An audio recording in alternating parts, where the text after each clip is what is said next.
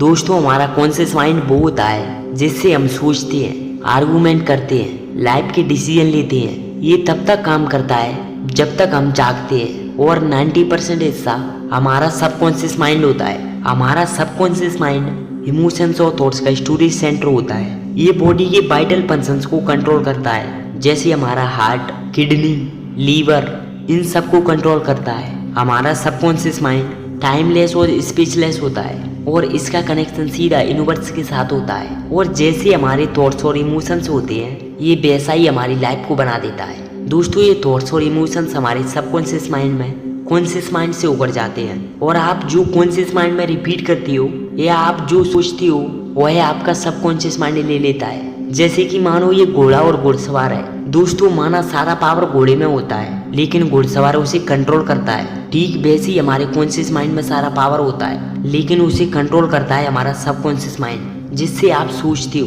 दोस्तों आप subconscious mind को यूज करके लाइफ में अपने गोल को आसानी से अचीव कर सकती हो। इसके लिए सबसे पहले आपको जो भी लाइफ में चाहिए वो आपको क्लियरली पता होना चाहिए। एग्जाम्पल के लिए जैसे आपको एग्जाम में अच्छे मार्क्स लाने हैं या आपको कोई बिजनेस में सेटअप करना है या कुछ भी करना है। अब आपके कॉन्शियस माइंड को तो ये क्लियर पता है कि आपको क्या करना चाहिए, लेकिन ये बात आपको सबकॉन्शियस माइंड तक पहुंचानी है। इसके लिए आपको लाइफ में जो भी चाहिए उसे किसी पेपर पर लिखकर रोज सुबह उठने के बाद और सोने से पहले आपको उसे रिपीट करना है, यानी खुद से बोलना है। इसे वेस्टर्न वर्ड में अफर्मेशन भी कहा जाता है। आप अफर्मेशन भी सुन सकती हो।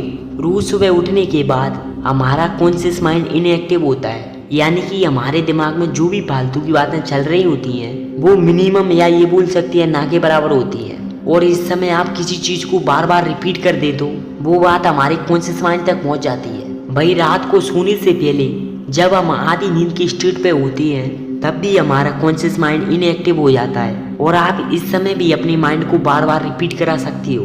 अगर आपने सोने से पहले के 30 मिनट और उठने के बाद के 30 मिनट ये दो हिस्से अच्छे से मैनेज कर लिए तो फिर आपका बीच का हिस्सा तो मैनेज हो ही जाएगा। सोने से पहले और उठने के बाद के 30 मिनट हमारे लिए बहुत इंपॉर्टेंट होते हैं। इस समय में आपको जो भी चाहिए उसे बार बार रिपीट करो, जिससे आपको जो चाहिए वो आपके सबकॉन्शियस माइंड को पता लग जाएगा। और जैसे ही आपके सबकॉन्शियस माइंड को पता लग जाएगा आपकी थिंकिंग चेंज हो जाएगी, और अगर आपकी थिंकिंग चेंज हो जाएगी तो फिर आपकी लाइफ चेंज हो जाएगी। इसीलिए आपको लाइफ में जो भी चाहिए उसे बार बार रिपीट करो और एक टीवी फिल्म की तरह इमेजिन करो। अगर आपको एग्जाम में अच्छे मार्क्स लाने हैं तो आप इमेजिन करो कि आपने एग्जाम क्लियर कर लिया है। दोस्तों एक बार ये बातें आपके सबकॉन्शियस माइंड में चली गई तो आपका सबकॉन्शियस माइंड नेचर के साथ कनेक्ट करके आपकी सिचुएशन ऐसी बना देगा कि आप फिर उसे 100% अचीव कर लेंगे। पर इसके लिए आपको कुछ बातों का भी ध्यान रखना होगा। सोने से 30 मिनट पहले और उठने के 30 मिनट बाद आपको ये कभी नहीं सोचना है कि ये मुझसे कभी नहीं होगा। दोस्तों आपको आपकी एबिलिटी पर बिल्कुल भी डाउट नहीं करना है। अगर आप ऐसा 21 दिन तक करते हो तो आपकी लाइफ पूरी तरह से चेंज हो जाएगी। आप एक बेस्ट लाइफ डिजर्व करोगे। ये 21 दिन आपके लिए चैलेंज की तरह होगा और यकीन मानिए कि अगर आप 21 दिन तक अपने आप को ये बार बार याद दिलाते हो तो आपकी लाइफ पूरी तरह से चेंज हो जाएगी। आपकी थिंकिंग डिफरेंट हो जाएगी। आपकी लाइफ से चिंता, तनाव, डिप्रेशन गायब हो जाएगा। फिर आप एक शानदार लाइफ डिजर्व करोगे। आपकी लाइफ पूरी तरह से चिंता मुक्त हो जाएगी। दोस्तों याद रखना कि ये 21 डेज का चैलेंज है। या तो आप खुद ही डेली अफर्मेशन की प्रैक्टिस करें या फिर यूट्यूब पर वीडियो देखकर भी अफर्मेशन सुन सकते हो।